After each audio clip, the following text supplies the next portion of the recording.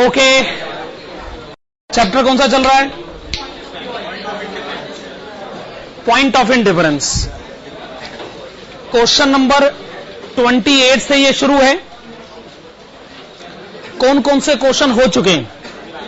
28, 30, 31, 32, 34, 35। अब ये बताओ कौन कौन से क्वेश्चन बचे? 29 एंड 33, सिर्फ 2 क्वेश्चन बचे हुए हैं। तो ये इस बात का इंडिकेशन है कि जल्दी ये चैप्टर खत्म होगा और आज की क्लास में नया चैप्टर शुरू भी हो जाएगा।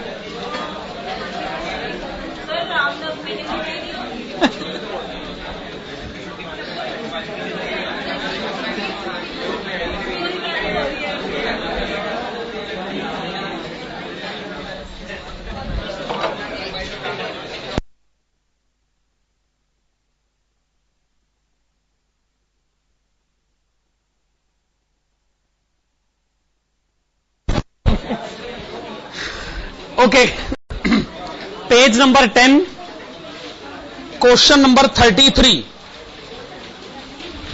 Question number 33, page number 10।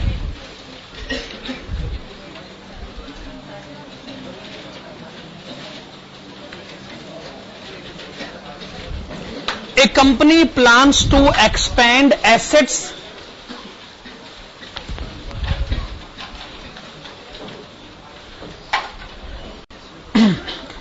अच्छा, एक सैटेलाइट सेंटर कहता है जी रिविजनरी क्वेश्चन भी तो करवा दीजिए।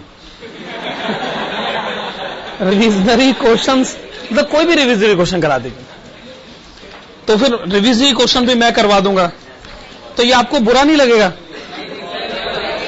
क्योंकि आपका हक मारने वाली बात है। रिविजनरी क्वेश्चन पर तो आपका कॉपीराइट बनता है ना।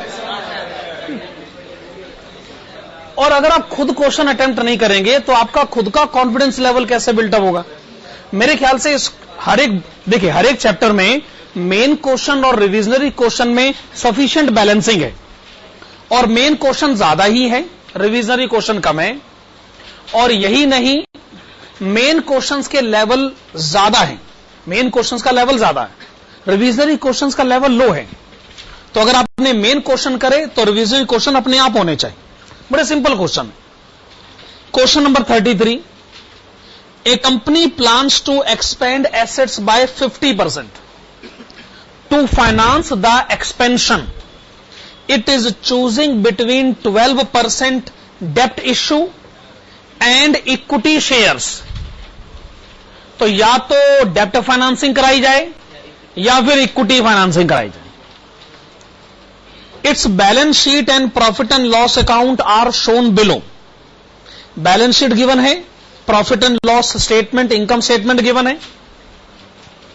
आप देखेंगे इनकम स्टेटमेंट की शुरुआत सेल से हो रही है और आप मार्केट प्राइस पर पहुंचे। मार्केट प्राइस कैलकुलेट करने का तरीका क्या है? अगर आप ईपीएस को पी रेशो से मल्टीप्लाई कर दें तो मार्केट प्राइस आ जाता।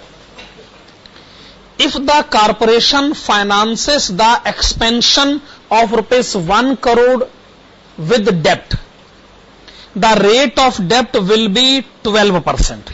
अब जी इन्होंने 1 करोड़ क्यों कहा? ऊपर बैलेंस शीट में एसेट का टोटल है 2 करोड़ और पहली लाइन में लिखा है जी हम एसेट को 50% एक्सपेंड करना चाहते हैं, तो 2 करोड़ पहले ही है, 50% हो गया 1 करोड़। अगर ये फाइनेंसिंग डेप्ट से हुई तो रेट ऑफ इंटरेस्ट होगा 12% और पी रेशो हो जाएगा 5। However, if equity shares were issued then issue is expected to be made at 25% premium and P ratio will remain 7.5 times. Number 1, assuming that EBIT is 10% of sales, calculate EPS and market price per share at sales level of ₹4 crore and ₹10 crore under both the financing options. Number 2, at what level of EBIT after new capital is acquired would EPS be same irrespective of the financing plan opted? आप heading डालेगा number of equity shares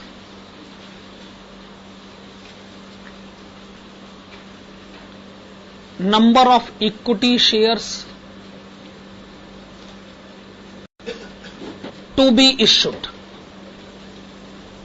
क्या लिखा आपने? Number of equity shares to be issued. Number of equity shares to be issued. हां जी, पहले लिखिएगा funds required. तो आपको कितने फंड्स की रिक्वायरमेंट है? 1 करोड़. 1 करोड़ रुपए आपको फंड्स की जरूरत है. 1 करोड़ रुपए.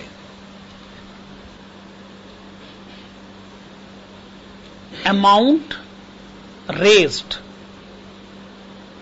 पर इक्विटी शेयर. एक इक्विटी शेयर को इश्यू करके कितना अमाउंट रेज किया जा सकता है? दोबारा से बोलिए.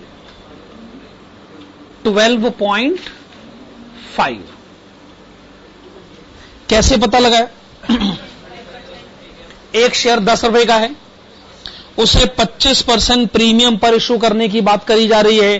तो एक शेयर को अगर 25% प्रीमियम पर इश्यू किया जाए तो 12.5 रुपए अरेंज करे जा सकते हैं.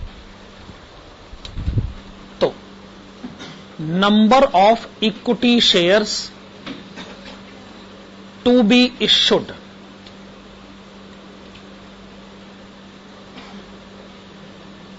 Number of equity shares to be issued 1 crore divided by 12.5 is equal to 8 lakhs. हम ये नहीं कह रहे कि आप इक्विटी शेयर ही इश्यू करोगे, क्योंकि आपके पास 2 ऑप्शन है. या इक्विटी शेयर इश्यू करोगे या डेप्ट फाइनेंसिंग करवाओगे. अगर इक्विटी शेयर इश्यू करने पड़े तो आपको 8 लाख इक्विटी शेयर इश्यू करने पड़ेंगे. बस हम ये बात कह रहे हैं. अब जरा क्वेश्चन की पहली रिक्वायरमेंट को फिर से पढ़िएगा. क्वेश्चन की पहली रिक्वायरमेंट को फिर से पढ़िएगा. पढ़िए. क्वेश्चन की फर्स्ट रिक्वायरमेंट को फिर से पढ़िए.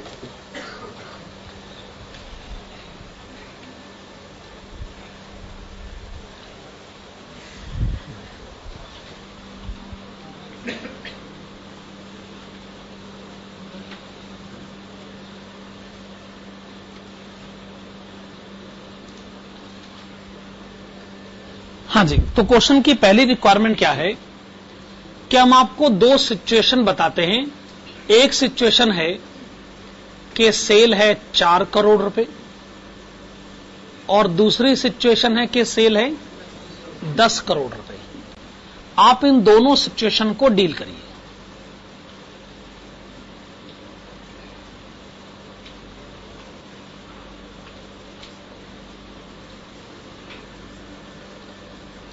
और इन दोनों सिचुएशंस में आपको क्या कैलकुलेट क्या कर रहा है?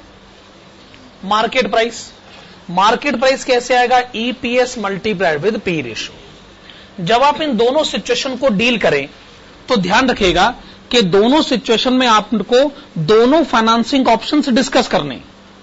दोनों फाइनेंसिंग ऑप्शन से मतलब एक तो है डेप्ट फाइनेंसिंग और दूसरा है इक्विटी फाइनेंसिंग.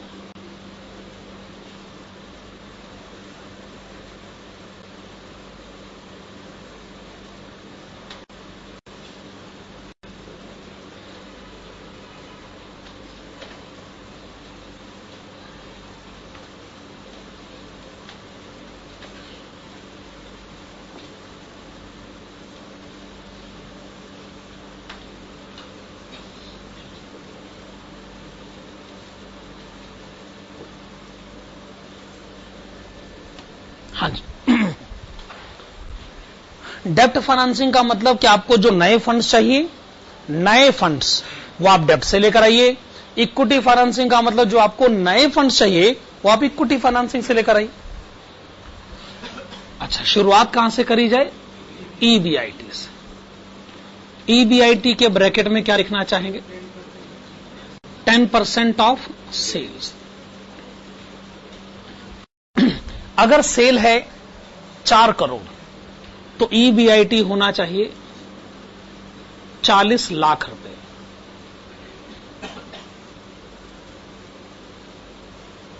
अगर सेल है 10 करोड़ तो EBIT होना चाहिए 1 करोड़ रुपए।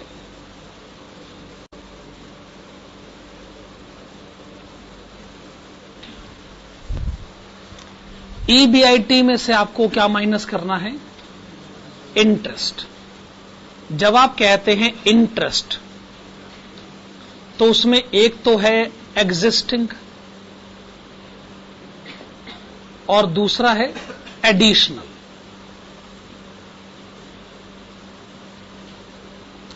क्या आपने पहले से कोई लोन ले रखा है? पुरानी बैलेंस शीट में देखिए 11% डिवेंचर 40 लाख के, 11% डिवेंचर 40 लाख के, कितना हो गया? 4,40,000।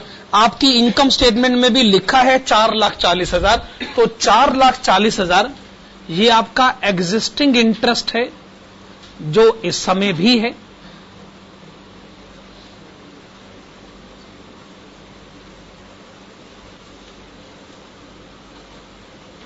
अब देखते हैं कोई आपका एडिशनल इंटरेस्ट है कि नहीं।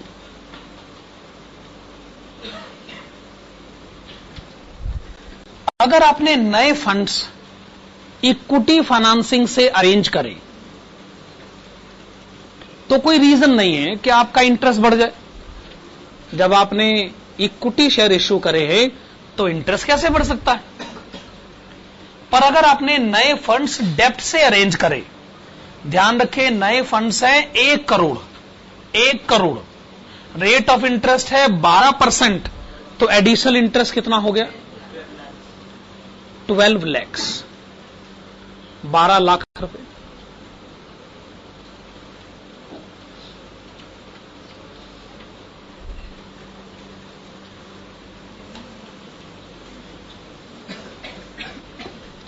अब EBIT में से इंटरेस्ट माइनस करेंगे तो आपको EBT पता चलेगा ना।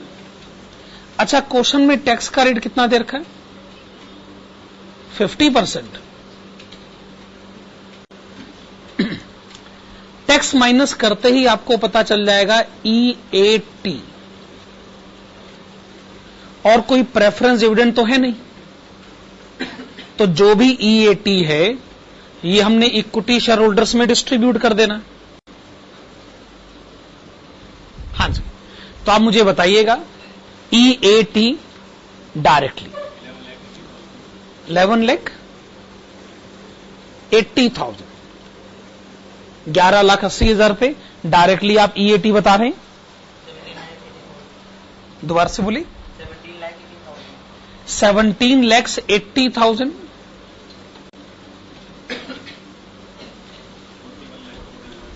41,50,000, 80,000, 41,80,000, 41,80,000, 47,80,000, 47,80,000।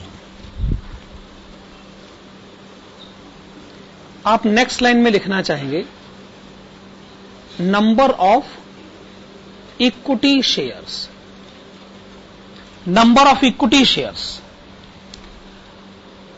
पुरानी बैलेंस शीट देखकर बताइए पहले से कितने इक्विटी शेयर्स हैं? पहले से 10 लाख, पहले से हैं 10 लाख इक्विटी शेयर और आपके इक्विटी शेयर 10 लाख ही रहेंगे। आपके इक्विटी शेयर 10 लाख ही रहेंगे। अगर आप नए इक्विटी शेयर नहीं इश्यू करोगे तो 10 लाख है, 10 लाख ही रहेंगे।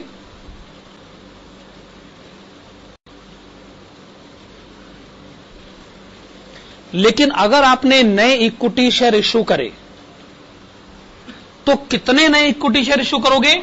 8 लाख, या आप पहले बता चुके हैं। अब 10 लाख इक्विटी शेयर पहले से, 8 लाख इक्विटी शेयर और, अब बताओ इक्विटी शेयर्स कितने हो गए? 18 लाख।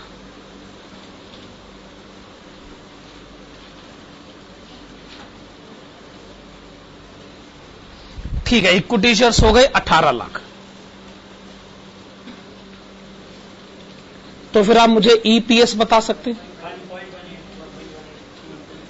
1.18। आपने कहा 1.18। नेक्स्ट 0.99, 4.18, 2.66। ये आपने ईपीएस बता दिया।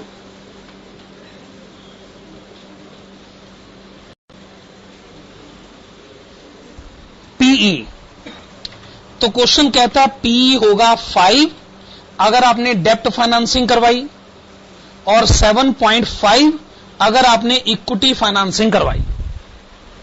डेप्ट फाइनेंसिंग में पीई हो जाएगा 5, इक्विटी फाइनेंसिंग में 7.5।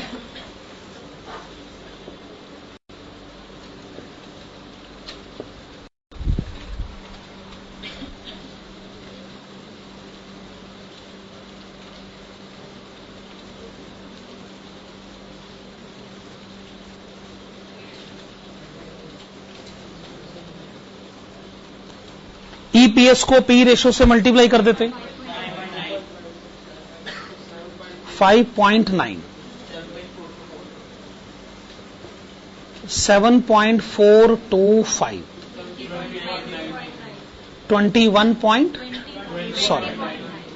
20.9, 19.95। तो ये इस क्वेश्चन के फर्स्ट रिक्वायरमेंट को हमने सॉल्व कर ली। सेकंड रिक्वायरमेंट की तरफ बढ़े। हाँ जी, आइए क्वेश्चन के सेकंड पॉइंट को पढ़ लेते हैं। At what level of EBIT after new capital is acquired would EPS B same irrespective of the financing plan opted. तो क्या आप बता सकते हैं क्वेश्चन आपसे पूछ क्या रहा है? पॉइंट ऑफ इंडिफरेंस पूछा जा रहा है। ठीक है, तो फिर हेडिंग डालेगा computation of point of indifference. Computation of point of indifference.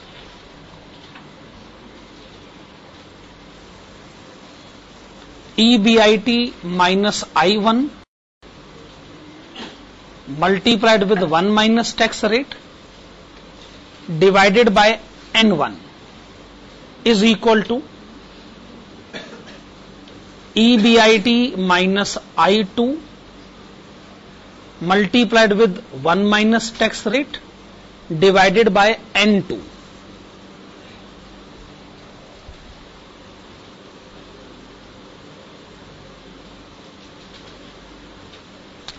I1, देखिए जो पहला वाला ऑप्शन है, मेरा मतलब है जो डेप्ट फाइनेंसिंग का ऑप्शन है, उसमें इंटरेस्ट कितना है? 4,40,000 जमा 12 लाख। ओके, चाहो तो यहां से देख लो या यहां से देख लो, एक ही बात है ना। 4,40,000 जमा 12 लाख, एक ही बात है ना। कितना इंटरेस्ट है? 16,40,000। अच्छा, टैक्स का रेट कितना है? 50%।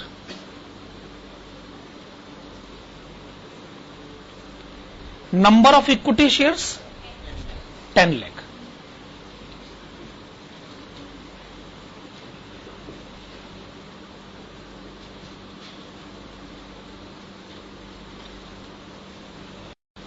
सेकंड ऑप्शन यानी इक्विटी फाइनेंसिंग वाला केस, इंटरेस्ट कितना है?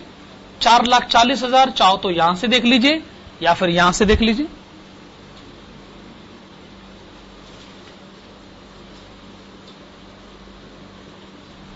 टैक्स का रेट कितना है?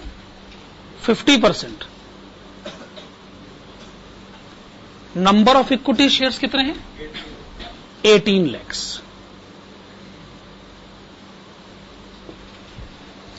इक्वेशन आप सॉल्व कर लीजिए। अब तो ऐसे क्वेश्चन हमने बहुत सारे कर लिए।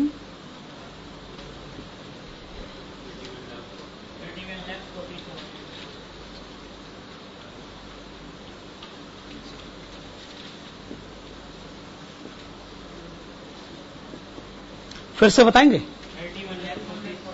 31,40,000। आप इसे left hand side right hand side में पुट करें और अपने आंसर को कंफर्म करें। कॉरेस्पॉन्डिंग ईपीएस आपको बताना होगा। अगर वो सेम आता है तो ही आपका आंसर सही कहा जा सकता है। 0.75 कॉरेस्पॉन्डिंग ईपीएस आपने बताया 0.75। ये इस क्वेश्चन का आंसर हो गया। अब हमारे पास एक क्वेश्चन बचा है, क्वेश्चन नंबर 29। पर उस एक क्वेश्चन पर आने से पहले एक एग्जाम्पल हमें डिस्कस करना है। वो क्वेश्चन बाद में, पहले आप एक क्वेश्चन अलग से लिख लीजिए। आप उसे एग्जाम्पल कहिए, एडिशनल क्वेश्चन कहिए, आपकी मर्जी। मैं तो एक सिचुएशन आपके साथ डिस्कस करना चाहता हूं। लिखेगा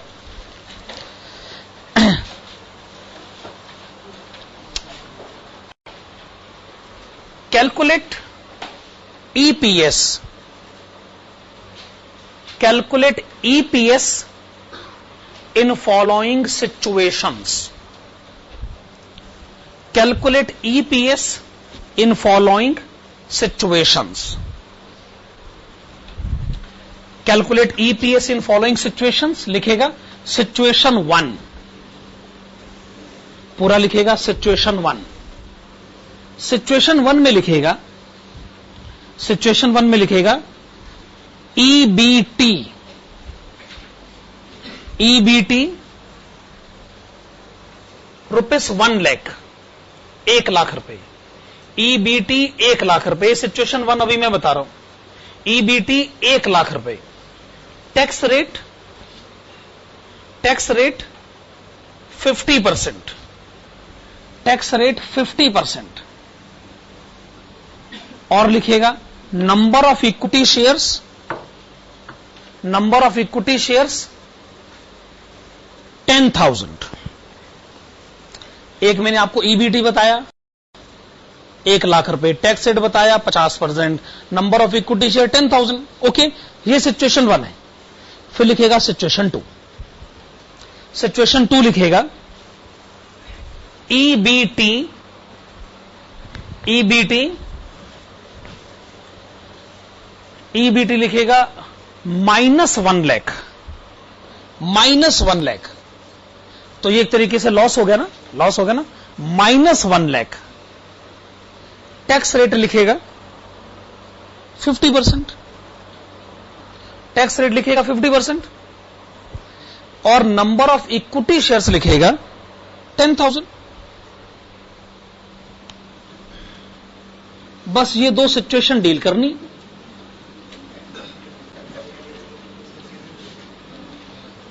आइए अब इसका आंसर देते हैं। सिचुएशन 1 का आंसर दिया जाए। सिचुएशन 1, हां तो ईबीटी कितना है? 1 लाख रुपए। Tax at rate of 50%।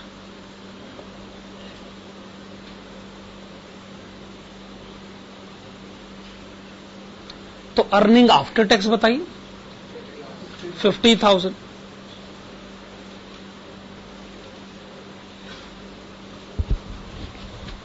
अच्छा, वो नंबर ऑफ इक्विटी शेयर्स कितने हैं? 10,000। आपने बताया नंबर ऑफ इक्विटी शेयर्स 10,000।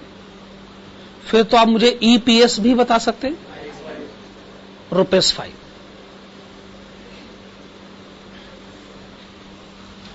मतलब ये कैलकुलेशन करा के तो मैंने आपका टाइम वेस्ट ही करा है मेरे ख्याल से। सिचुएशन 1 में तो ऐसा कुछ था ही नहीं।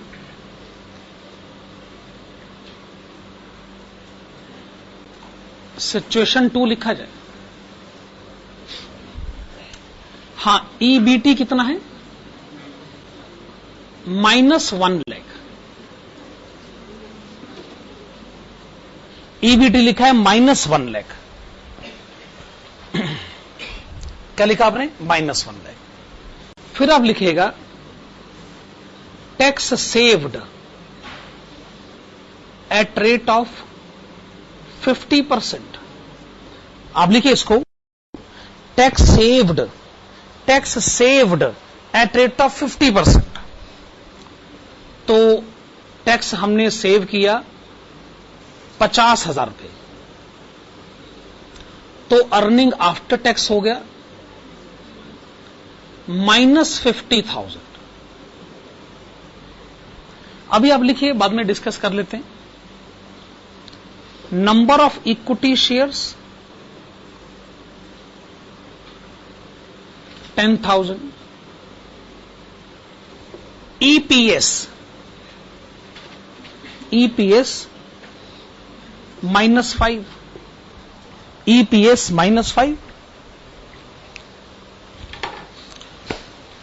स्टूडेंट जो है पहली वाली सिचुएशन को बड़ी आसानी से मान लेता, कहता जी ये तो होता ही है, प्रॉफिट पर टैक्स तो देना नहीं पड़ता। ये वाली सिचुएशन आप जितनी आसानी से मान लेते हो, इस वाली सिचुएशन को मानने में आपको उतनी दिक्कत होती है। 100 रुपए के प्रॉफिट पर 50 रुपए का टैक्स देना पड़ता है, ये बात आप मानते हैं, पर 100 रुपए के लॉस पर 50 रुपए का टैक्स बचता है, ये बात आप नहीं मानते। इसी को तो मुझे मनवाना है, और क्या। बातें तो दोनों ही हैं। गवर्नमेंट कहती है कि आइए एक फेयर गेम खेलते हैं। अगर आप 100 रुपए कमाओगे तो उसमें से 50 रुपए हमारे, है कि नहीं? लेकिन कल को आपको 100 रुपए का लॉस हो जाए, तो क्या फेयर गेम के हिसाब से हमें भी 50 रुपए नहीं सहन करने चाहिए? जनरली सोचिए, एक आदमी खाली आपके प्रॉफिट में हिस्सेदारी करे, लॉस में हिस्सेदारी ना करे, क्या ये जेन्युइन पार्टनरशिप कही जा सकती? गवर्नमेंट अगर ये कहे जी प्रॉफिट कमाओगे तो आधा हमारा, लॉस अगर होगा तो हम आपको जानते ही नहीं, ये तो बात गलत है ना। तो गवर्नमेंट ने भी कुछ ऐसा इनकम टैक्स लॉ बना रखा है कि अगर प्रॉफिट पे आधा हिस्सा गवर्नमेंट को मिलता है तो लॉस पर आधा हिस्सा गवर्नमेंट सहन भी करती। अब सवाल ये उठता है जी गवर्नमेंट लॉस सहन कैसे करती है? यह नहीं हो सकता कि अगर आपको 100 रुपए का लॉस हो जाए तो आप गवर्नमेंट पर 50 रुपए का क्लेम कर दो। डायरेक्ट क्लेम पॉसिबल नहीं, क्लेम करने का दूसरा तरीका अपनाना पड़ता है। वो दूसरा तरीका क्या है? अगर आपको 1 लाख का लॉस हुआ है, ये मैं कुछ पॉसिबिलिटीज आपको बता रहा हूं, तो हो सकता है कि आपको कहीं और से कोई प्रॉफिट हो जाए। मतलब मानिए कैसा केस है, कैसा केस है कि आपका कोई और बिजनेस भी है, उस बिजनेस से आपको इनकम होती है 5 लाख रुपए। तो बताओ 5 लाख रुपए पर 50% टैक्स कितना होता है? 2.5 लाख रुपए। अब चूंकि आपको इस बिजनेस से 1 लाख का लॉस हुआ, तो जब आप इनकम टैक्स डिपार्टमेंट को अपनी टैक्सेबल इनकम बताओगे, अब वो आप 5 लाख थोड़ी बताओगे, अब तो ये 1 लाख का लॉस और वो 5 लाख का प्रॉफिट एडजस्ट हो जाएगा। अब आप गवर्नमेंट को टोटल इनकम कितनी दिखाओगे? 4 लाख रुपए। और आप गवर्नमेंट को 4 लाख रुपए पर 50% अगर टैक्स दोगे तो टैक्स कितना बनता है? 2 लाख रुपए। तो क्या यह बात सच नहीं है कि अगर आपको ये 1 लाख का लॉस नहीं होता तो आप 2.5 लाख का टैक्स देते? चूंकि आपको 1 लाख का टैक्स, 1 लाख का लॉस हुआ है, तब आप टैक्स सिर्फ 2 लाख दोगे। मैं जानना चाहता हूं कि आपको 50,000 रुपए का टैक्स किस कारण से बच रहा है? लॉस की वजह से। तो लॉस कहता है भाई हम इतने बुरे भी नहीं है जितने बुरे आप हमें सोचते हैं। हमारे में भी एक अच्छी बात है, लॉस में टैक्स सेव करा जा सकता है। लॉस के कारण टैक्सेबल इनकम एडजस्ट होती है और उस एडजस्टमेंट के कारण टैक्स की लायबिलिटी कम होती है। आप ये कह सकते हो कि हां ये बात अपने आप में सही है, पर यह कहानी एक एजम्पशन पर बेस्ड है कि अगर मुझे कहीं से लॉस हुआ है तो मुझे कहीं से प्रॉफिट भी होता है, और मेरा लॉस और प्रॉफिट आपस में एडजस्ट होता है, सेट ऑफ होता है, और मेरे को टैक्स की सेविंग होती है। अगर ये माना जाए कि मुझे कहीं और से कोई प्रॉफिट ही नहीं होता, तो फिर ये लॉस किसी प्रॉफिट को सेट ऑफ कैसे करेगा, यह भी एक सवाल बनता है कि नहीं बनता। इनकम टैक्स लॉ में सफिशिएंट प्रोविजन है जो ये कहते हैं कि अगर आप लॉस पर इस साल टैक्स एडवांटेज नहीं ले पाए तो उसे अगले साल ले जाया जा सकता है, और वो टैक्स एडवांटेज अगले साल भी लिया जा सकता है। दो तरीके से टैक्स एडवांटेज लिया जाता है। एक टैक्स एडवांटेज उसी साल लिया जाए, यानी सेट ऑफ का एडवांटेज उसी साल लिया जाए, या सेट ऑफ का एडवांटेज आने वाले साल में लिया जाए। एक होता है सेट ऑफ, दूसरा होता है कैरी फॉरवर्ड। ऐसा है, कैरी फॉरवर्ड तो अभी मैं आपको पढ़ा नहीं सकता हूं, अभी मैं आपको एक बात पढ़ा रहा हूं कि मान लीजिए एडवांटेज इस साल लिया जा सकता है।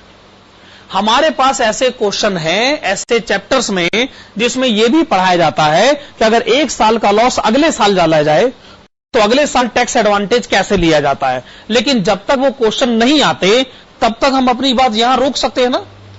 आइए मान लेते हैं कि इस साल कहीं से लॉस है तो कहीं से प्रॉफिट भी, और इस साल का लॉस दूसरे साल के प्रॉफिट को सेट ऑफ कर ही रहा है, तो ये सिचुएशन अपने आप में वैलिड है। यहां हम एक रूल बनाते हैं, अगर कोई कहे कि मैंने 100 रुपए का प्रॉफिट कमाया, तो आप कहेगा नहीं भाई 100 रुपए का नहीं है ये, 100 रुपए में से 50 रुपए भूल जाइए, गवर्नमेंट कहते जी इसमें 50 हमारे हैं, तो चलो ठीक है, बाकी बचे हमारे। सिमिलरली अगर कोई कहे कि मुझे 100 रुपए का लॉस हुआ, हम कहेंगे नहीं 100 रुपए का लॉस नहीं हुआ, आपके लॉस में गवर्नमेंट की हिस्सेदारी 50 रुपए, लॉस घट गया और लॉस घट के रह गया 50 रुपए। टैक्स के दो काम होते हैं, पहला काम प्रॉफिट को कम कर दो, दूसरा काम लॉस को कम कर दो। दोनों काम कम करने के, टैक्स प्रॉफिट को भी कम करता है और टैक्स लॉस को भी कम करता है। यह बात आज एस्टेब्लिश होती है, ठीक है ना। तो ये सिचुएशन आपके लिए अब नई सिचुएशन नहीं है, पीछे एक रिविजरी क्वेश्चन में ऐसी सिचुएशन है, इसलिए मैंने सोचा ये एग्जांपल आपको करवा दूं। आप सब लोगों ने रिविजरी क्वेश्चन तो कर लिए होंगे ना, इसलिए मैं बता रहा हूं। आपने देखा होगा क्वेश्चन में ऐसा आया होगा नहीं, सही बात है ना, इसलिए मैंने सोचा कि एग्जांपल आपको करवा दूं, इसी बहाने कंसेप्ट भी क्लियर हो जाएगा। डाउट तो आपका था ही, इसलिए मैंने सोचा एग्जांपल करवा देते हैं। तो मैंने सही करा ना। आप आइएगा पेज नंबर 9 पर।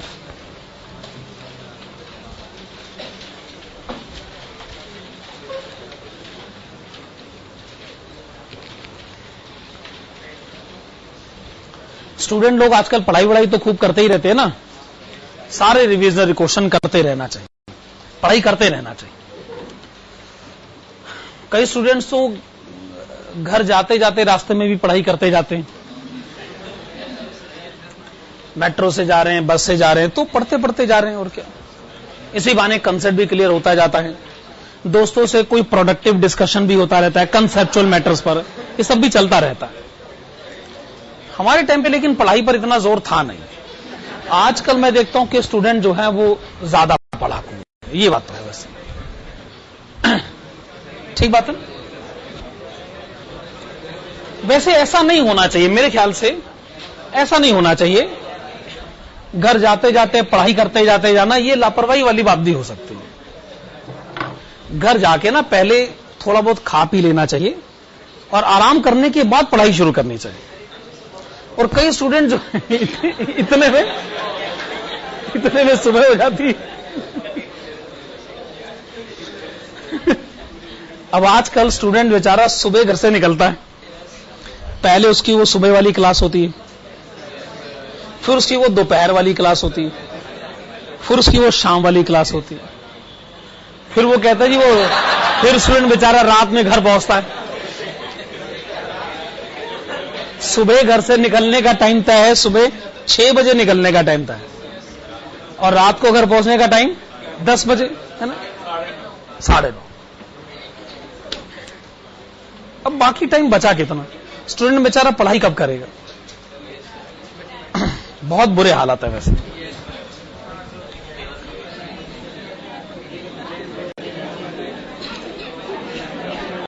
Question number 29,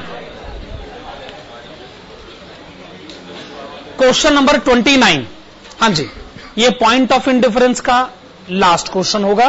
question number 29, a company has the choice for raising additional sum of ₹50 lakhs either by issue of 10% debentures or by issue of equity shares of ₹10 each. The current capitalization structure consists of 10 lakh equity shares and no debt.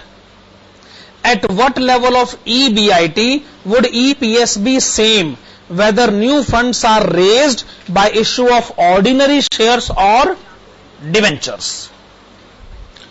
Also determine the level of EBIT at which EPS would be same if sinking fund obligation amounts to ₹10 lakh per year. Assume tax rate of 50%. देखो, ऐसा लग रहा है कि question शुरू में sinking fund obligation के बारे में बात नहीं करना चाहता था, उसने आखिर में सिंकिंग फंड का ऑब्लिगेशन का पॉइंट अलग से डाला है। मुझे लगता है इस एक क्वेश्चन में दो क्वेश्चन है। एक तो केस 1, केस 1 के ब्रैकेट में लिखेगा विदाउट सिंकिंग फंड। पहले आइए इस क्वेश्चन को सिंकिंग फंड के बगैर डील करें और case 2 with sinking fund deal कर लेंगे। अभी पहले विदाउट सिंकिंग फंड। इसमें ऑप्शन 1,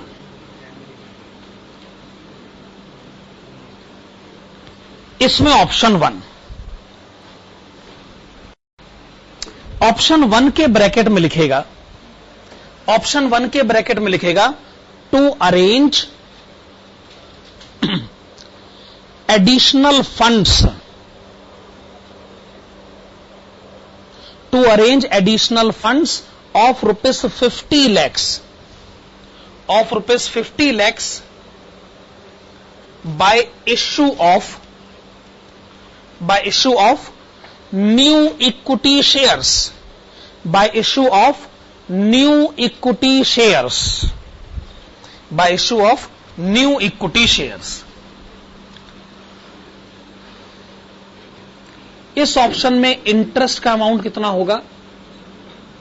नील, क्योंकि डेप्ट तो पहले भी नहीं था, नया लोन आपने लिया नहीं है, तो इंटरेस्ट तो ऐसी सिचुएशन में हो ही नहीं सकता, इंटरेस्ट तो हो ही नहीं सकता। अच्छा, ये बताइएगा कि नंबर ऑफ इक्विटी शेयर्स, पहले कितने इक्विटी शेयर्स हैं? पहले हैं 10 लाख, पहले हैं 10 लाख। आप बताइए, आप और कितने इक्विटी शेयर इश्यू करना चाहते हैं? आपका जवाब है 5 लाख। आप 50 लाख का इक्विटी कैपिटल चाहते हैं, 50 लाख, यानी equity share 5 lakh, 10 lakh share पहले से, 5 लाख और, तो इक्विटी शेयर्स हो गए 15 लाख।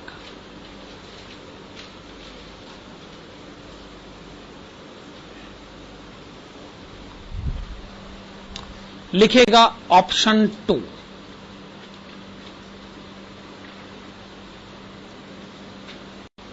ऑप्शन 2 के ब्रैकेट में लिखेगा to arrange additional funds of ₹50 lakhs, of ₹50 lakhs by way of 10% debentures, 10% debentures,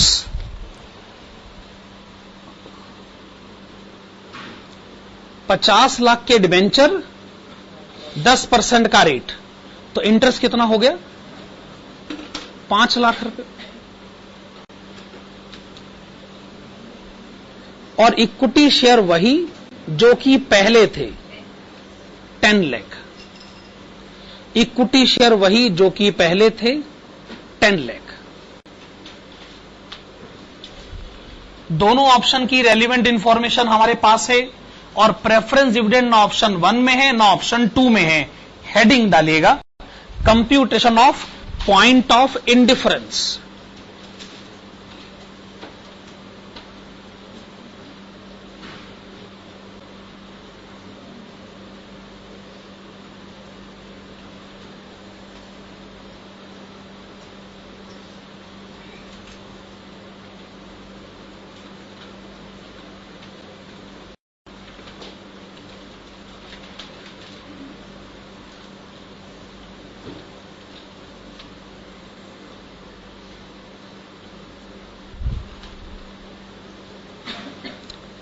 चलिए I1 आप लिखेंगे नील।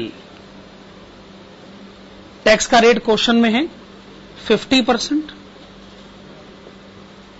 और ऑप्शन 1 में नंबर ऑफ इक्विटी शेयर्स हैं 15 लाख 15 लाख।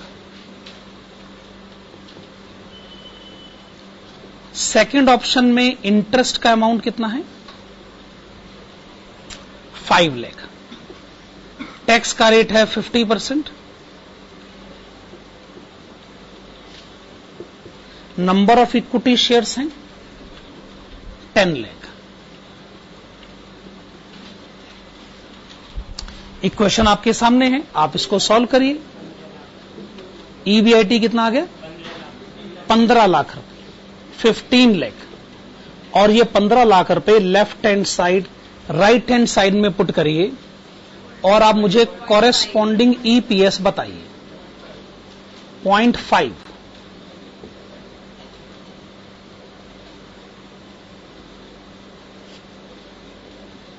कॉरेस्पॉन्डिंग ईपीएस है 0.5। तो अगर सिंकिंग फंड ऑब्लिगेशन के पॉइंट को न समझा जाए न पढ़ा जाए तो ये हमारा आंसर है, ये हमारा आंसर है और ये केस 1 है। अब आप लिखना चाहेंगे केस 2।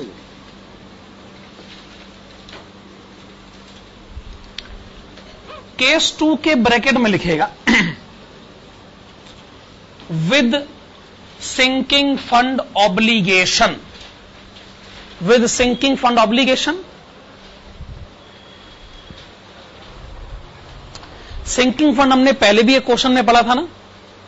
इसका क्या मतलब होता है कि आपको हर साल एक रिजर्व क्रिएट करना होगा। रिजर्व का नाम है डिबेंचर रिडम्पशन रिजर्व, यही है ना। क्या ये डिबेंचर रिडम्पशन रिजर्व आप ऑप्शन 1 ऑप्शन 2 दोनों में बनाएंगे? ऑप्शन नंबर 2 में बनाएंगे, ऑप्शन नंबर 1 में क्यों नहीं बनाएंगे? क्योंकि जब ऑप्शन नंबर 1 में डिबेंचर्स ही नहीं है तो डिबेंचर रिडम्पशन रिजर्व किस बात का?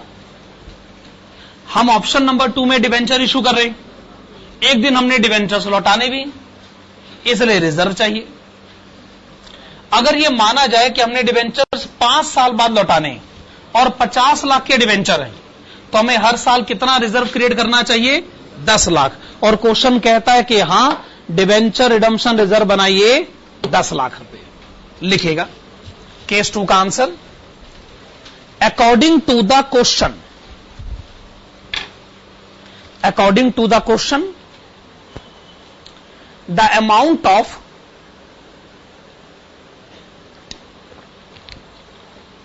Debenture redemption reserve, the amount of debenture redemption reserve to be created each year to be created each year is rupees 10 lakhs, to be created each year is rupees 10 lakhs, full stop. Hence the point of indifference, hence the point of indifference is computed below. The point of indifference is computed below.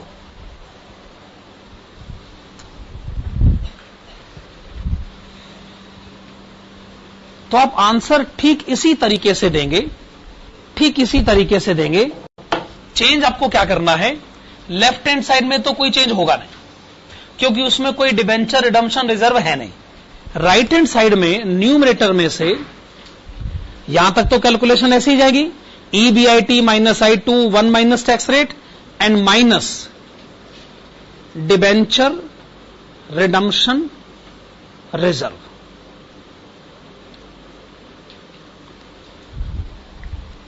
हम ये मानते हैं कि after tax income equity share holders में बंटनी चाहिए, लेकिन अगर आप सारी आफ्टर टैक्स इनकम बांट दोगे तो डिवेंचर रिडीम करने के बाद में पैसे कहां से लाओगे? इसलिए आफ्टर टैक्स इनकम में से आप हर साल कुछ रुपए रोक लें, बचा लें। हां, डिवेंचर रिडम्पशन रिजर्व क्रिएट करने के बाद जो बाकी अमाउंट है आप उसे इक्विटी शेयर होल्डर्स में बांट सकते हैं, उसमें अपने को कोई दिक्कत नहीं। वही क्वेश्चन है, बस राइट हैंड साइड में, मेरा मतलब है ऑप्शन 2 में मुझे डिबेंचर रिडम्पशन रिजर्व क्रिएट करना होगा।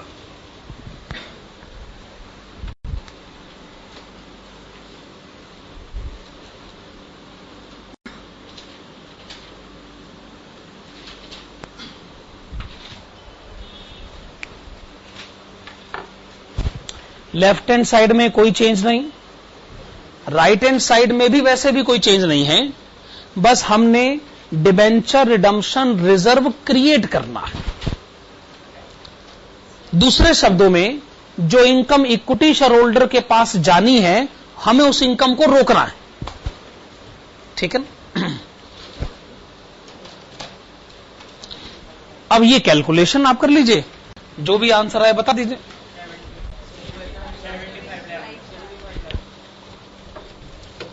75 lakhs।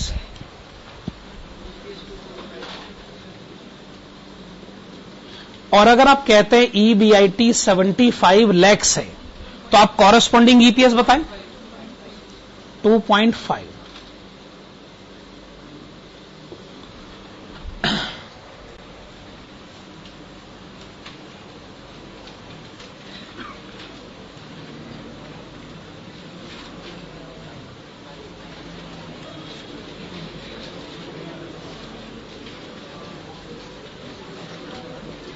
हमारे नए चैप्टर का नाम है funds flow statement. Funds flow statement, हां, ये आज की क्लास में पूरा होगा भी नहीं, इसको और कई क्लासेस में कंटिन्यू करना होगा। फंड्स फ्लो स्टेटमेंट की हेडिंग डाली जाए।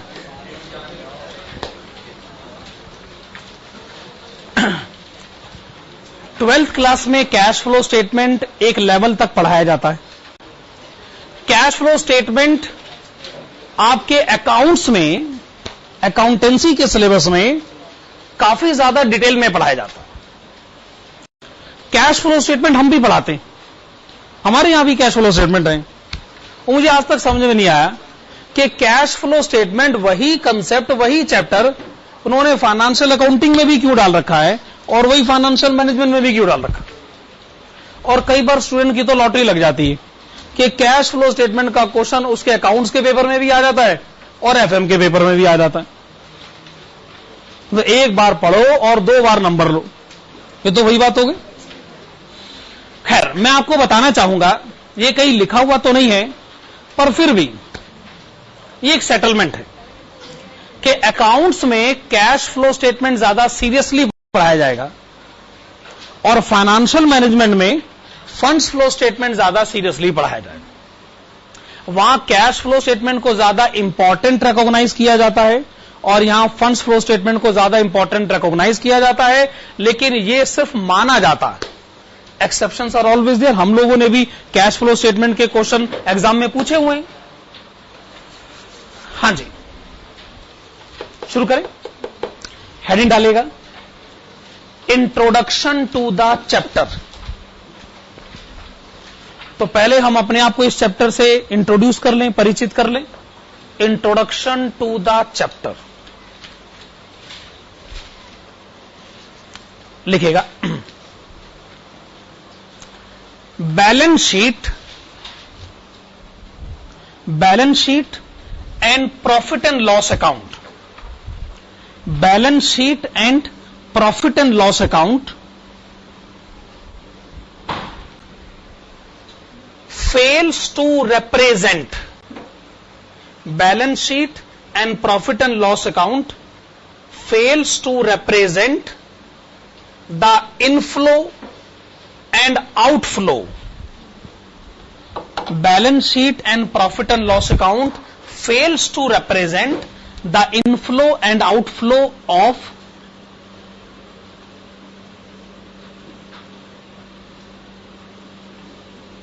funds. Fails to represent the inflow and outflow of funds during the accounting period. Balance sheet और प्रॉफिट एंड लॉस अकाउंट ने भले ही अपने ऑब्जेक्टिव्स को अचीव करा, पर उनकी एक लिमिटेशन ये है. अब हमने एक टर्म यूज किया फंड्स. फंड्स का मतलब क्या है आगे लिखेगा. हियर फंड्स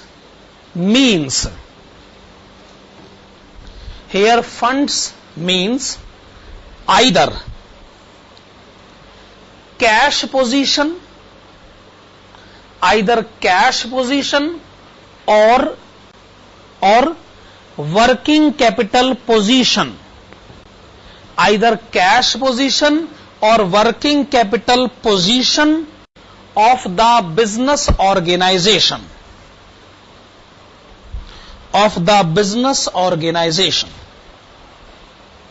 तो फंड्स के हम दो मतलब लेते हैं, एक कैश पोजीशन और दूसरा वर्किंग कैपिटल पोजीशन. ओके, आगे लिखेगा therefore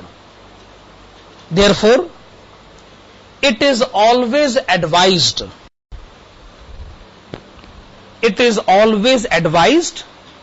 to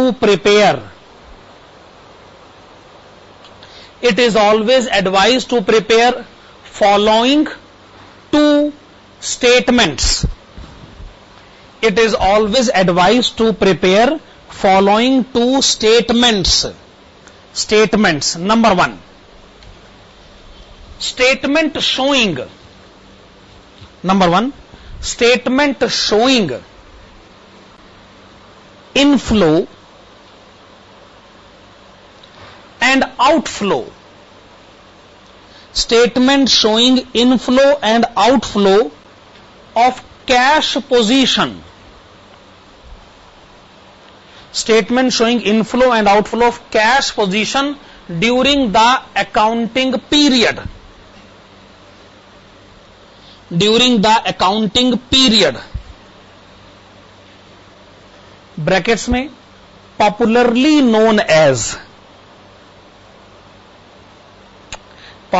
known as cash flow statement.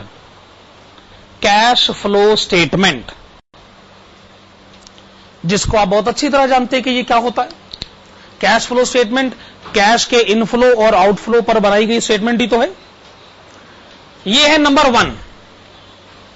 अब लिखेगा number 2. Number 2.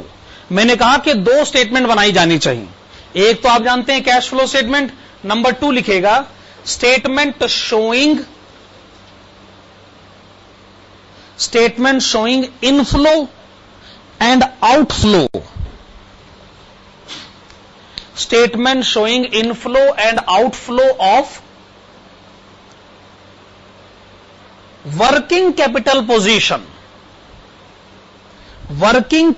Position during the accounting period. Working capital position during the accounting period. Brackets में पॉपुलरली नोन एज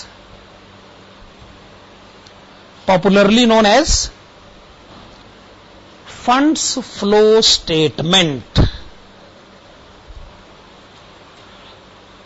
तो funds flow statement यानी एक ऐसी statement जिसमें वर्किंग कैपिटल के increase और डिक्रीज के रीजंस पर डिस्कशन किया जाएगा. कैश फ्लो स्टेटमेंट यानी ऐसी स्टेटमेंट जिसमें कैश के इंक्रीज और डिक्रीज के रीजंस पर डिस्कशन किया जाता है. वहां कैश है और यहां वर्किंग कैपिटल है. ओके, ये आपने लिखा इंट्रोडक्शन टू द चैप्टर. अब आप हेडिंग डालेगा impact on working capital.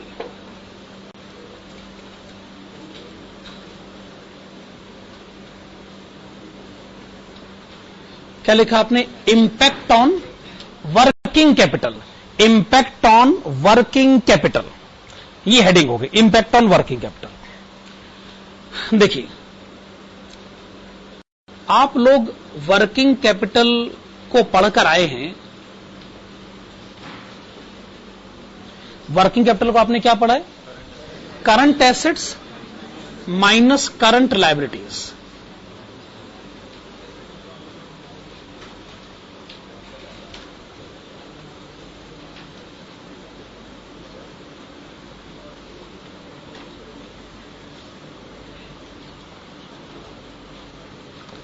अब मैं ये नहीं जानता कि आप वर्किंग कैपिटल की इस इक्वेशन को कितना समझते हैं. आखिरकार करंट एसेट में से करंट लायबिलिटीज क्यों माइनस करी जाए कि हमें वर्किंग कैपिटल पता चले. स्टूडेंट से पूछा जाए वर्किंग कैपिटल क्या होता है तो ये कहता है करंट एसेट में से करंट लायबिलिटी माइनस कर दो जी, इसको वर्किंग कैपिटल बोलते हैं. खैर, हमारे पास वर्किंग कैपिटल अपने आप में एक चैप्टर है जिसमें इसके ऊपर अच्छी खासी डिस्कशन के लेवल होते. लेकिन चलो मैं आपको एक हल्का सा आइडिया दे देता हूं कि वर्किंग कैपिटल का मतलब current asset minus current liabilities क्यों होता है. एक आदमी कहता है कि जी अगर मेरे पास 100 रुपए का स्टॉक है, मेरे पास 100 रुपए का स्टॉक है, तो बताओ उसमें मेरा कितना पैसा फंसा हुआ है. जवाब है 100 रुपए. जब आपके पास 100 रुपए का स्टॉक है, इसका मतलब आपका 100 रुपए उसमें फंसा हुआ है. फंसा हुआ पैसा समझते हो ना? ये पैसा बिजनेस से ना बाहर नहीं निकलता, ये पैसा बिजनेस में घूमता है. स्टॉक में पैसा, कभी आप स्टॉक में फंसा हुआ पैसा आप घर नहीं लेके जा सकते. जैसे एक केमिस्ट है, कहता है जी मेरे पास तो दवाइयों का अच्छा खासा स्टॉक पड़ा हुआ है. तो हमने कहा कि भाई साहब ये दवाइयां फिर आप बेच दो, पैसा आएगा, पैसे घर ले जाएंगे. वो कहेगा अच्छा मैं घर पैसे ले जाऊंगा तो फिर मैं क्या बिजनेस बंद कर रहा हूं क्या? आज मैं कोई पैसे घर नहीं लेके जाऊंगा, मैं घर लेके जाऊंगा प्रॉफिट मार्जिन. मैंने अगर कोई दवाई 100 रुपए की खरीदी और मैंने बेच दी 120 में, तो 20 रुपए तो मैं अपनी जेब में रख लेता हूं, बाकी 100 रुपए मैं घर नहीं लेके जाता हूं. उससे मैं फिर अगली दवाई खरीदता हूं, फिर वो बेचता हूं, प्रॉफिट जेब में रखता हूं, कॉस्ट फिर वापस, प्रॉफिट आता गया, प्रॉफिट मैं निकालता गया, और प्रॉफिट छोड़कर जो कॉस्ट है वो बिजनेस में घूमता रहता है. पैसा कभी बिजनेस से बाहर नहीं निकलता, कॉस्ट प्राइस बिजनेस से बाहर नहीं निकलता. कॉस्ट प्राइस पे जो प्रॉफिट कमाया जाता है वो बिजनेस से बाहर निकाला जाता है, और कॉस्ट तो बिजनेस में घूमता रहता है. हर तरीके के बिजनेस में ऐसा ही होता है. तो मैं ये कह रहा था, आपके पास 100 रुपए का स्टॉक पड़ा है, तो आपके उसमें कितने रुपए फंसे हैं? 100 रुपए. बात एकदम सही, बशर्ते आपने इसे कैश पर खरीदा. क्या ये बात मेरी सही? हो सकता है आपने खुद उधार पे खरीदा, क्वाइट पॉसिबल. मान लीजिए आपने 40 रुपए के उधार पे खरीदा, तो आपके 100 रुपए के स्टॉक में आपका पैसा कितना है? कैसे बताए? माइनस तो करना ही पड़ेगा. भाई साहब मेरे पास 100 रुपए का स्टॉक पड़ा है, इसका मतलब मेरे 100 रुपए थोड़ी फंसे हुए उसमें. 40 रुपए तो बेचारे उस आदमी के फंसे हैं जिससे मैंने उधार खरीदा. यानी एसेट मेरे घर बड़ी है, पर उसमें पैसा किसी और का लगा. किसका पैसा लगा? जिसने आपको उधार दिया. इस पर आप ये कह सकते हो, अरे तो क्या हुआ, अभी सामान बेचकर कल उसके 40 रुपए लौटा देंगे. हम कहेंगे इसका मतलब आप बिजनेस समझते ही नहीं. इसका मतलब लौटा देंगे का मतलब, क्यों लौटा देंगे, किसे लौटा देंगे? क्या कभी पैसे लौटाए जाते हैं? बिजनेस के एनवायरनमेंट को समझिए, कभी बिजनेस में पैसा नहीं लौटाया जाता। जो लोग उधार का काम करते हैं, क्या वो पैसे लौटा देते हैं? किसी कीमत पर नहीं होता। उधार के काम को बारीकी से समझिए।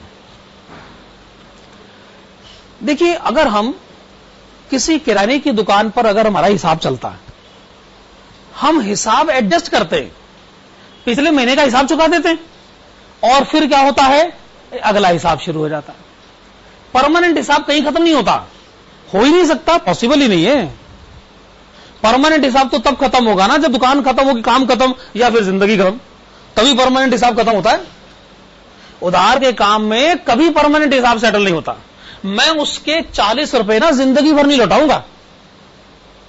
मैं क्या करूंगा, जब मैं इसको 40 रुपए की पेमेंट करूंगा तो मैं उसे कहूंगा ऐसा है, अगला 40 का सामान बेच दो, पिछले 40 रुपए ले जाओ। मैं इसको घुमाऊंगा। हर तरीके के बिजनेस में ऐसे ही होता है। अगर मैं किसी को सामान बेचता हूं तो जब मैं उसे पैसे मांगने के जाऊं ना, तो वो मेरे से सीधे मुंह बात भी नहीं करेगा। वो कहेगा ऐसा है, एक काम करते हैं, पुराने पैसे चाहिए, ले लो, अगला सामान बेच दो, पिछले पैसे ले जाओ। तो मैंने कहा जी, अब जो सामान बेच रहा हूं इसके पैसे कम मिलेंगे, बाद में मिलेंगे, जब आप नया सामान बेचने आओगे तो पिछले सामान के पैसे ले जाना। अच्छा, मान लो आप ये कहो जी, नहीं नहीं मैं ये नहीं करना चाहता, मुझे मेरे पैसे दो, कहानी खत्म। अब ध्यान से सोचो, आप ऐसा क्यों कहोगे? आपने काम करना है कि नहीं करना? आपने बिजनेस करना है कि नहीं करना? आप क्या बिजनेस बंद करना चाहते हो? उधार बेचने के लिए आपको परेशानी किस बात की है? आपका बिजनेस उधार पर टिका है, इस बात को रिकॉग्नाइज करिए। उधार बेचकर आप कोई बुरा काम कर रहे हो? पैसे फंसाने को आप खुद तैयार बैठे हो। आपके घर हर रोज न्यूज़पेपर आता है, आप भले ही दावे से कहो कि मैंने आज तक जिंदगी में कोई चीज उधार नहीं खरीदी, कहते रहो, पर भूल रहे हो हर रोज वो आपको अखबार उधार पर बेचकर जाता। क्या ये बात में गलत? क्या वो हर रोज अखबार देकर जाता है, पैसे लेके जाता? क्या आप उससे अखबार उधार नहीं खरीद रहे? वो पैसे महीने के बाद लेकर लेने आएगा। क्या ये उधार पर अखबार खरीदने का ये एग्जाम्पल है कि नहीं? वो बेचारा हर महीने अखबार खुद खरीदता है और हर रोज आपको अखबार देके जाता है, और पैसे महीने के आखिर में लेने के लिए आएगा। अच्छा, जब वो पैसे लेने के लिए आता है तो क्या वो ये कहता है जी बस बात खत्म, भी बहुत हो गया हिसाब किताब, मैं बहुत परेशान हो गया हूं आपसे? कहेगा कोई बात नहीं, इसमें क्या है, मेरा तो बिजनेस ही ऐसा है ना, मैं थोड़ी हर रोज आपसे कैश कलेक्ट करता रहूंगा, ये थोड़ी मेरे काम का रूल ही नहीं है ना, मैं ऐसा कर ही नहीं सकता हूं। कोई बात नहीं, मैं आपसे आज इस महीने के पैसे ले गया हूं, इसमें से इस पैसे से अब मैं अगले महीने को बिजनेस में घुमाऊंगा, ठीक है ना? फिर अगले महीने फिर मैं आपके पास आऊंगा, फिर मैं कहूंगा जी अब इस महीने के पैसे दो। यानी बिजनेस में पैसा मेरा हमेशा के लिए फंस जाएगा। क्या कभी ऐसा टाइम आएगा कि भाई अब बिजनेस खत्म, पैसा जो है कस्टमर से मेरा पूरी तरह वापस आ जाएगा, वो आके बोल दे कि जी मैं यहां आज अपना काम खत्म कर रहा हूं, कल से अखबार देने नहीं आऊंगा, मुझे मेरे पैसे दो, कहानी खत्म? पर वो ऐसा नहीं कर रहा ना, वो कहेगा नहीं जी कोई बात नहीं, ये चलता रहता है, चलता रहे, मेरा पैसा मेरे कस्टमर में हमेशा के लिए फंसा रहेगा, है कि नहीं? उधार का बिजनेस ऐसे ही होता है। पर्चियों पर बिजनेस चलता है, पिछली पर्ची तब सेटल होती है जब अगला माल उधार पर बेचा जाता है ना? तो मैं ये कह रहा हूं, अगर मेरे घर में 100 रुपए का सामान पड़ा है तो मेरे 100 रुपए इन्वेस्टेड नहीं है इसमें, मेरे कितने इन्वेस्टेड हैं? 60 रुपए। 40 रुपए किसने इन्वेस्ट कर रखे? मेरे क्रेडिटर, यानी मेरे घर के सामान में मेरे क्रेडिटर ने पैसा लगा रखा। वर्किंग कैपिटल क्या होता है? वर्किंग कैपिटल का ट्रू मीनिंग है मेरी करंट एसेट में मेरा कितना पैसा फंसा है। मेरी करंट एसेट 100 रुपए की, उसमें मेरा कितना पैसा? 60 रुपए। तो ये जानना जरूरी है कि मेरी करंट एसेट में बाहर वालों का पैसा कितना फंसा है, उसे माइनस करना जरूरी है ना, तभी तो पता चलेगा कि मेरी करंट एसेट में मेरा कितना पैसा फंसा है। इसे हम लोग कहते हैं वर्किंग कैपिटल। अब अगर कोई कहे जी करंट एसेट में से करंट लायबिलिटीज क्यों माइनस होती है, तो मेरे ख्याल से आपके पास इसका जवाब है। ठीक है ना, वर्किंग कैपिटल को फार्मूले को इतना कमजोर मत बनाइए, current asset minus current liabilities, बस बात खत्म। क्यों माइनस होना चाहिए, माइनस करके क्या ऑब्जेक्टिव हमें मिलता है, हमें यह भी तो समझना है कि नहीं। खैर, वर्किंग कैपिटल का मतलब है current asset minus current liabilities, ये बात तो आप अच्छी तरह जानते थे, अब माइनस करने का लॉजिक भी आपको पता चल गया। मान लीजिए मैं वर्किंग कैपिटल इंक्रीज करना चाहता हूं, तो कैसे इंक्रीज हो सकता? अगर करंट एसेट बढ़ जाए तो वर्किंग कैपिटल इंक्रीज होगा, या करंट लायबिलिटी डिक्रीज हो जाए। तो आप लिखिएगा working capital may be increased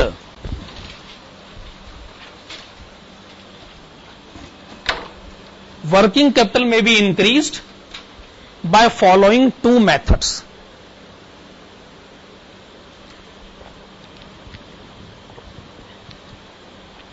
Working capital may be increased by following two methods. Number one, increasing current assets. Increasing current assets. And number two, decreasing current liabilities. Okay, current asset increase करा जाए या current liability decrease किया जाए तो उससे working capital बढ़ाया जा सकता है। आगे लिखेगा working capital may be decreased working capital may be decreased by following two methods. Working capital may be decreased by following two methods. Number one, decreasing current assets. Number one, decreasing current assets. And number two, increasing current liabilities. Number one, decreasing current assets. And number two, increasing current liabilities. चलिए, हम दो बातें पढ़ चुके। एक तो हमने introduction to the chapter पढ़ लिया, दूसरा हमने क्या पढ़ लिया, इंपैक्ट ऑन वर्किंग कैपिटल। दो बातें हम पढ़ चुके। अब आप हेडिंग डालेगा how to prepare funds flow statement. How to prepare funds flow statement.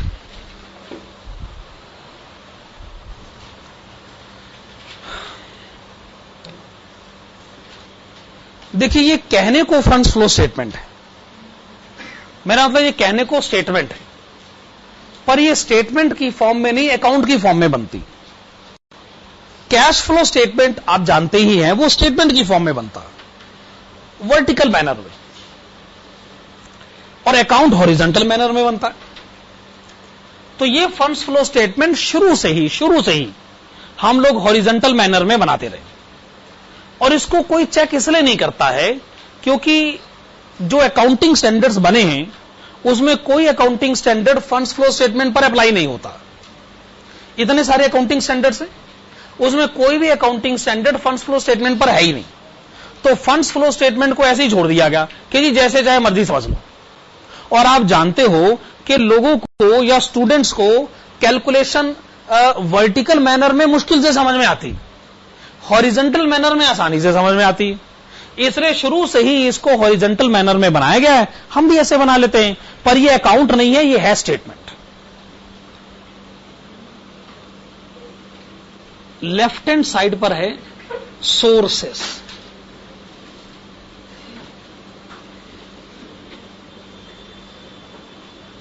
और राइट हैंड साइड पर है एप्लीकेशंस।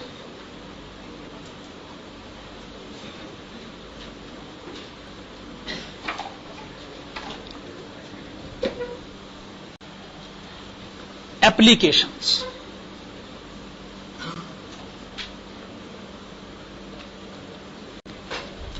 अकाउंट नहीं है, यह बात मैं कंफर्म कर दूं, अकाउंट नहीं है, स्टेटमेंट है, बस वो ऐसे बनाई जाती है।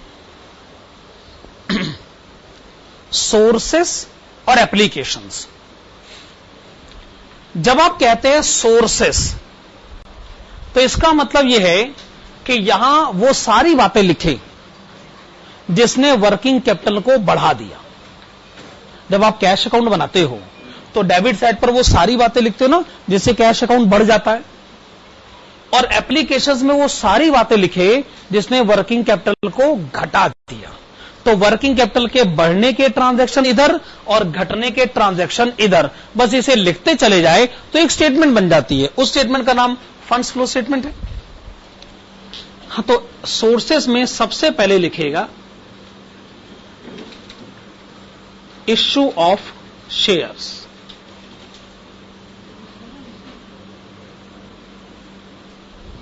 अगर आपने शेयर्स इश्यू करे तो यह सबसे पहला इवेंट है जो कि आपको सोर्सेस में लिखना पड़ता है, और शेयर्स इश्यू करके वर्किंग कैपिटल बढ़ जाता है। वर्किंग कैपिटल कैसे बढ़ता है, आइए इस बात को ध्यान से समझें। Listen please. जब हम शेयर्स इश्यू करते हैं तो एंट्री क्या होनी चाहिए? Bank account debit to share capital account.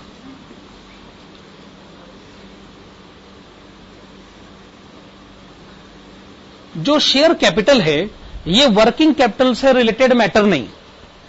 Share capital working capital से रिलेटेड मैटर नहीं, ना ये करंट एसेट की लिस्ट में आता है ना करंट लायबिलिटी की लिस्ट में आता है। लेकिन जो बैंक अकाउंट डेबिट हुआ, भाई बैंक तो करंट एसेट होता है। अगर बैंक अकाउंट डेबिट होता है, बैंक बैलेंस बढ़ता है, तो क्या बैंक बैलेंस के बढ़ने की वजह से करंट एसेट बढ़ सकता है, और करंट एसेट के बढ़ने की वजह से वर्किंग कैपिटल बढ़ सकता है? हम भी वही कहना चाहते हैं। अगर आपने शेयर्स इश्यू करे हैं तो इससे आपका bank balance, accordingly current assets, accordingly working capital बढ़ सकता है। तो आप इसे सोर्सेस की तरफ लिख दें कि शेयर इश्यू करने से आपका वर्किंग कैपिटल बढ़ गया। ठीक है,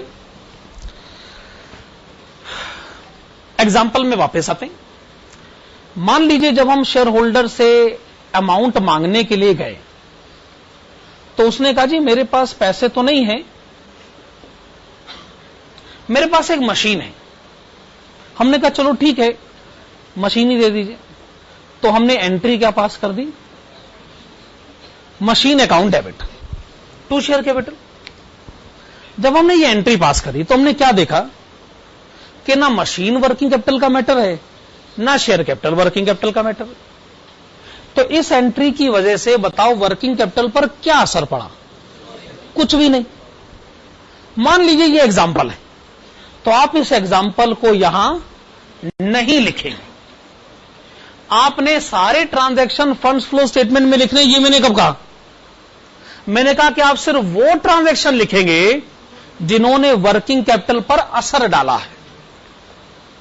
एक बात बताइए, क्या कैश अकाउंट में आप सारे ट्रांजैक्शन लिखते हैं? नहीं ना, सिर्फ वही ट्रांजैक्शन लिखते हैं ना जो कैश अकाउंट से रिलेटेड हो।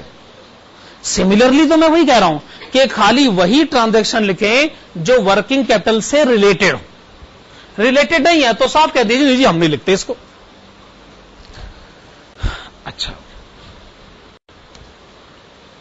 मैं जब शेयर होल्डर के पास पैसे मांगने के लिए गया, उसने कहा देखो जी ऐसा है, कैश मेरे पास है नहीं, मशीन भी नहीं। कहता जी मेरे पास ना कुछ कुर्सियां पड़ी हुई, फर्नीचर पड़ा है। हमने कहा बहुत अच्छी बात है, चलो फिर ठीक है कुर्सी ही ले लेते। अच्छा, अच्छी बात यह है कि असल में हमारा फर्नीचर का ही काम था।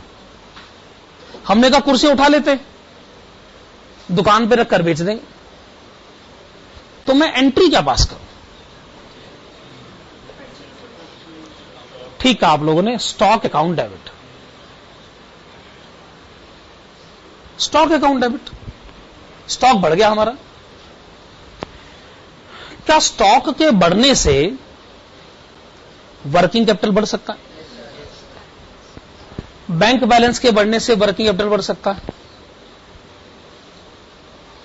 स्टॉक के बढ़ने से वर्किंग कैपिटल बढ़ सकता है? मशीन के बढ़ने से वर्किंग कैपिटल नहीं बढ़ सकता है। इसका मतलब इसे फंड्स फ्लो स्टेटमेंट में लिखा जाएगा, इसे फंड्स फ्लो स्टेटमेंट में लिखा जाएगा, इसे फंड्स फ्लो स्टेटमेंट में नहीं लिखा जाएगा। सीधी सी बात। मैं कहता हूं मेरा बैंक बैलेंस बढ़े, मेरा स्टॉक बैलेंस बढ़े, या कुछ भी क्यों ना हो जाए, बस मेरा वर्किंग कैपिटल बढ़ जाना चाहिए, तो मैं उस स्टेटमेंट को, उस ट्रांजैक्शन को फंड्स फ्लो स्टेटमेंट में लिखने के लिए तैयार। ओके। हो सकता है कि मैं शेयर्स को रिडीम कर दूं, पर्टिकुलरली प्रेफरेंस शेयर तो रिडीम करे ही जा सकते हैं, पर्टिकुलरली प्रेफरेंस शेयर तो रिडीम करे ही जा सकते हैं, क्वाइट पॉसिबल। और अगर मैंने प्रेफरेंस शेयर को रिडीम करते हुए पेमेंट करी, बैंक बैलेंस मेरा कम हुआ, और बैंक बैलेंस के कम होने से करंट एसेट कम हुई है, वर्किंग कैपिटल कम हुआ है, तो मुझे उसे एप्लीकेशंस की साइड पर लिख लेना चाहिए। और अगर आप ये साबित कर दें कि जी वर्किंग कैपिटल से इसका कोई लेना देना है ही नहीं, तो मत लिखिएगा, सीधा सा असूल है, वर्किंग कैपिटल से लेना देना है तो लिखिए, वरना मत लिखिए। ओके। सिमिलरली अगर मैंने डिबेंचर्स इश्यू करे, तो जरूर इससे मेरा बैंक बैलेंस और मेरा वर्किंग कैपिटल इंक्रीज हो जाना चाहिए, ऑब्वियसली। और अगर मैंने डिबेंचर्स रिडीम करे, तो इससे मेरा वर्किंग कैपिटल भी कम हो जाना चाहिए।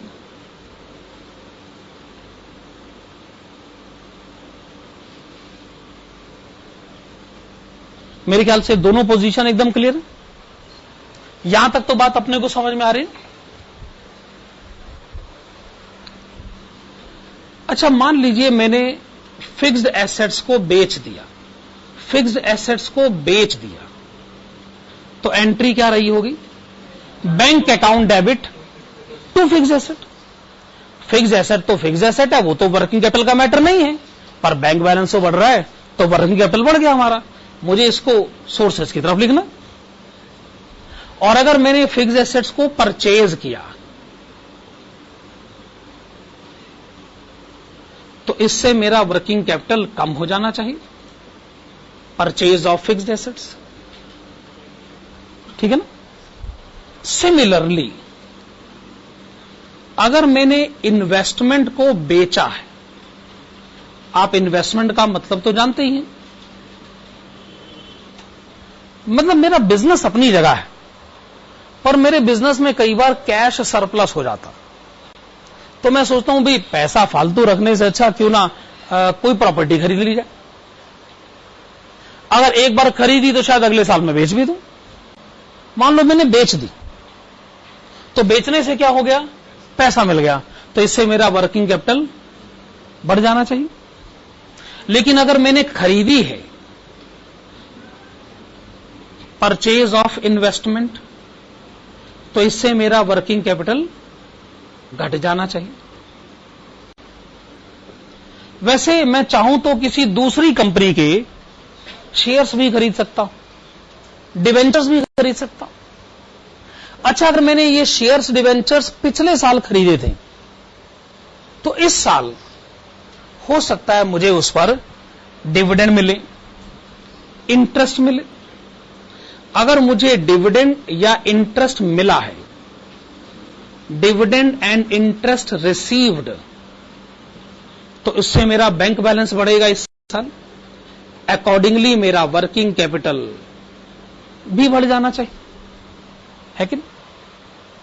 लेकिन अगर हमारी खुद की भी एक कंपनी है, तो हम भी तो डिविडेंड पे करते हैं, हम भी तो इंटरेस्ट पे करते हैं, तो उससे हमारा वर्किंग कैपिटल कम हो जाना चाहिए।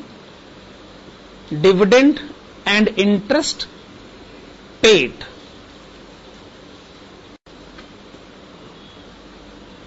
ये बात भी अपनी जगह सही, ठीक है। अच्छा, जो मैंने इस साल इनकम टैक्स पे करा होगा, उस इनकम टैक्स के पेमेंट की वजह से, इनकम टैक्स के पेमेंट की वजह से वर्किंग कैपिटल मेरा कम हो जाएगा, बैंक बैलेंस मेरा कम हो जाएगा। होने को यह भी हो सकता है जी, पिछले साल जो मैंने इनकम टैक्स फालतू दे दिया था, उसका इस साल रिफंड हो जाए, रिफंड ऑफ इनकम टैक्स, ये भी तो पॉसिबल है ना।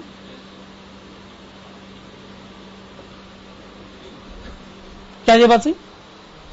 मेरे ख्याल से अल्टीमेटली हम इधर वर्किंग कैपिटल के बढ़ने और उधर हम वर्किंग कैपिटल के घटने के ट्रांजैक्शन डिस्कस कर रहे हैं, नेट में अगर सोचा जाए तो। फिर आप लिखिएगा सोर्सेस की तरफ, funds from operations,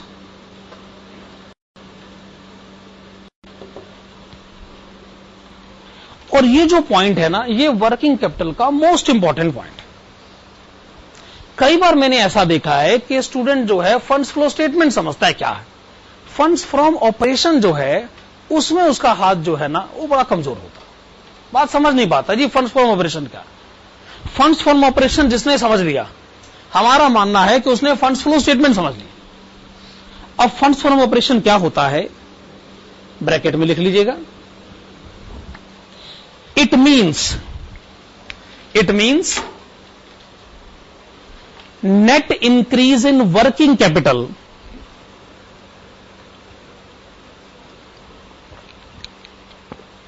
it means net increase in working capital due to the reason of business operating activities। आपने लिखा बिजनेस ऑपरेटिंग एक्टिविटीज। हां जी, देखिए आप जो बिजनेस करते हैं उसके कारण, ध्यान से सुनिए, मैंने कहा यह मोस्ट इंपॉर्टेंट है, आप जो बिजनेस करते हैं उसके कारण आपका वर्किंग कैपिटल कितना बढ़ गया। तो फिर बाकी सब क्या था, बाकी सब थे अदर रीजंस। अब जैसे हमारा काम पढ़ाने का है, तो वो रीजन जो स्टूडेंट्स के साथ डायरेक्टली आइडेंटिफाइड है वो बिजनेस रीजन है, लेकिन बाकी सब है अदर रीजंस। अब आप ही बताइए, क्या शेयर इश्यू करना आपका बिजनेस है? डिवेंचर इश्यू करना, फिक्स एसेट बेच देना, डिविडेंड और इंटरेस्ट रिसीव करना, ये आपका बिजनेस है? नो, आपका बिजनेस तो कुछ और है। आपके पास फालतू पैसे आ गए, आपने कहीं इन्वेस्ट कर दिया, वहां से डिविडेंड मिल गया, तो ये आपका बिजनेस कैसे हुआ? इनकम टैक्स का रिफंड रिसीव करना आपका बिजनेस है? तो बिजनेस कहां है फिर आपका? ये है जी आपका बिजनेस। इसका मतलब ये बिजनेस है और बाकी सब है अदर रीजंस। सिमिलरली इसमें कुछ भी बिजनेस नहीं है, ये अदर रीजंस। तो फंड्स फ्रॉम ऑपरेशन का मतलब क्या है? बताइए, वर्किंग कैपिटल कितना बढ़ गया आपके बिजनेस के कारण। ये सब क्या है? वर्किंग कैपिटल कितना बढ़ गया अन्य कारणों से, दूसरे कारणों से, है ना।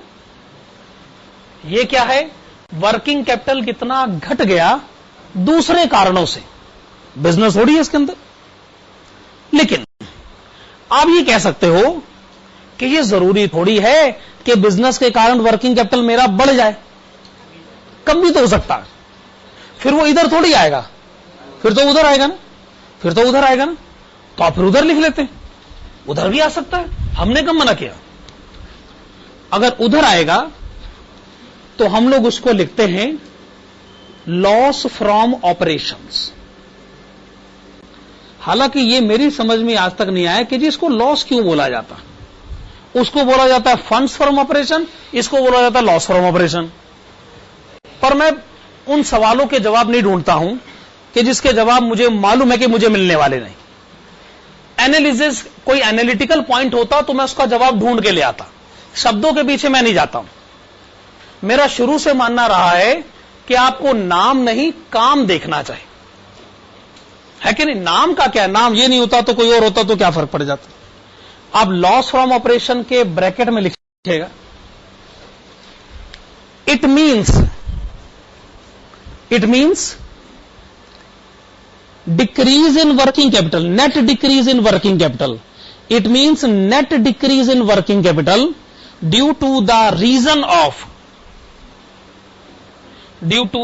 of business operating activities. Due to the reason of business operating activities. ये फंड्स फ्लो स्टेटमेंट बनाने का प्रोसीजर। देखो जी, जब आपने स्टेटमेंट बनाई, हो सकता है सोर्सेस का टोटल ज्यादा आ जाए और एप्लीकेशंस का टोटल कम रह जाए। मान लीजिए सोर्सेस का टोटल 1 लाख है, यानी 1 लाख वर्किंग कैपिटल बढ़ गया, और एप्लीकेशंस का टोटल है 80,000, यानी 80,000 वर्किंग कैपिटल घट गया। बढ़ा 1 लाख, घटा से नेट 20,000, और 20,000 नेट क्या हुआ, बढ़ गया। दूसरे शब्दों में बैलेंसिंग फिगर अगर इधर आ जाए तो आप क्या करोगे, तो आप इधर बैलेंसिंग फिगर लिख दीजिएगा, अगर इधर आ रहा है तो इधर लिख दीजिएगा, और उसको आप क्या कहना चाहेंगे, नेट इंक्रीज, नहीं, इंक्रीज इन वर्किंग कैपिटल। अगर बैलेंसिंग फिगर इधर आए तो इफ, मैं क्या कह रहा हूं, सोर्सेस का टोटल ज्यादा है, इस तरफ का टोटल है 1 लाख, इधर का टोटल है 80,000। अब टोटल इक्वल करवाना है तो इधर बैलेंसिंग फिगर 20,000 नहीं लिखना पड़ेगा, और उस 20,000 का मतलब क्या है कि जी इंक्रीज ज्यादा है, डिक्रीज कम है, तो डिफरेंस 20,000 को मैं क्या नाम दूं, नेट इंक्रीज। क्या ये बात सही है, नेट इंक्रीज। और अगर इधर का टोटल ज्यादा है तो बैलेंसिंग फिगर इधर आ जाएगा, उसको आप क्या नाम देना चाहोगे, नेट डिक्रीज।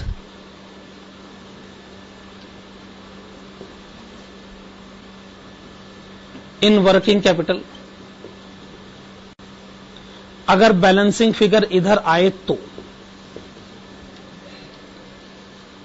यह फंड्स फ्लो स्टेटमेंट बनाने का प्रोसीजर है।